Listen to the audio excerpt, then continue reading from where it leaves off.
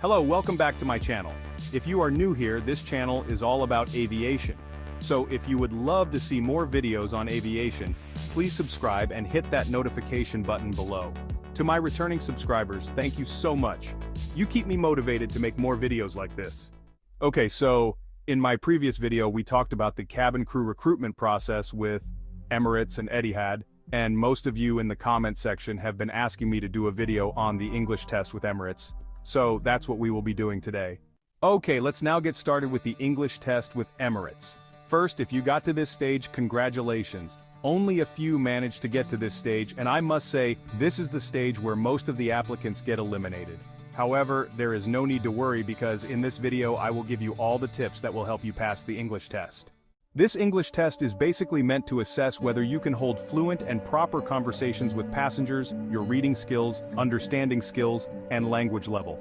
Because, as a flight attendant, you will use English every day to communicate with the passengers and other cabin crew, and cabin crew do write reports, especially when there was an incident on board. That's why being fluent in English is a must. Emirates has been changing the recruiting stages. Unlike in previous years, Emirates' English test is now composed of 30 multiple-choice questions. If successful in the second group activity, the recruitment team will send you the English test on your phone. Yes, they have moved from question papers, now the English test is done online, so please ensure you have enough mobile data and that your phone language is turned to English, because there is a time limit per question, so please make sure you take a minute or less when answering these questions. Read all the questions carefully and follow the instructions. Don't be indecisive. Once you choose the answer you think is correct, please go to the next question and don't keep thinking about the previous question. The first 18 questions, you will be required to fill in the blanks by choosing the right word to complete a sentence. Here you will be required to find and fix mistakes in sentences. There are also things like picking a word that means the same as the word provided or the opposite of the word provided. The last part will have 12 questions, which is a comprehension. This can be a dialogue between two people, a flight attendant and a passenger, or just between any two or three people. Then, all the questions will be based on this passage. Always refer to the passage if you are unsure about your answer.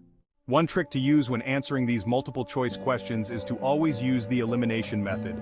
This is where you eliminate the choices you see or think are too far from the answer. Trust me, that will help save time.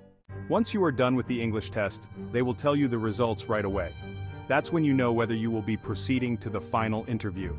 Depending on the time and the number of applicants present, you may do the final interview the same day, or be scheduled for the following day, or just any other day. So many applicants are very afraid of this English test, but it is not difficult. I get asked a lot whether you have to be very fluent or a native speaker to pass the test. The good news is that, no you don't. We have many cabin crew who are not native English speakers, and their English is not perfect. I am sure if you have traveled with Emirates, you know this. But I would say these questions are majorly related to aviation. You can work on passing this English test by reading more news about aviation, listening to English podcasts or songs, and just watching movies with subtitles and practice speaking English. Remember, the 30 questions are all about grammar and vocabulary. So, believe in yourself, and you will be successful in this test. Furthermore, you don't need to score 100% in this test. You only need to score at least 21 questions correct. Here are sample questions and answers to expect in this English test with Emirates. However, please note that these are not the exact questions. I have prepared them to give you a hint of what to expect and help you prepare for the test.